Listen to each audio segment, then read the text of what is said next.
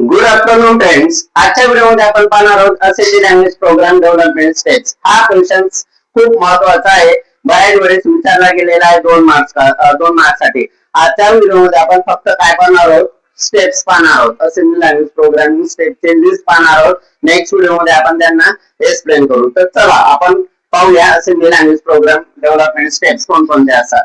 तर टोटल 6 आहे. Defining the problems, त्याच्यानंतर algorithm, flow charts, initialization checklist, choosing instruction, converting algorithm to assembly language programming. आता हे लक्षात कसं ठेवणार, तर एक ट्रिक सांगतो मी तुम्हाला. पहा कसं लक्षात ठेवणार. DAFI2C.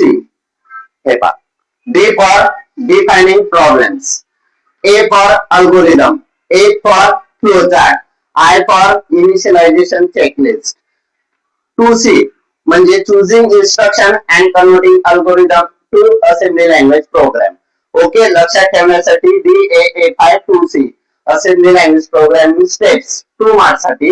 DAFI2C, D for defining problems, A for algorithm, A for flow chart, I for initialization checklist, 2C choosing instruction and converting algorithm to assembly language programming, assembly language programs. तर असे total 6 list आहेत. आपण steps पाहिले, फक्त list केले. Next video मध्ये आपण हे पूर्ण 1 बाय 1 पाहणार आहोत. जर हा व्हिडिओ तुम्हाला आवडला असेल तर चॅनलला लाईक, शेअर आणि सबस्क्राईब करा. थँक्यू, धन्यवाद.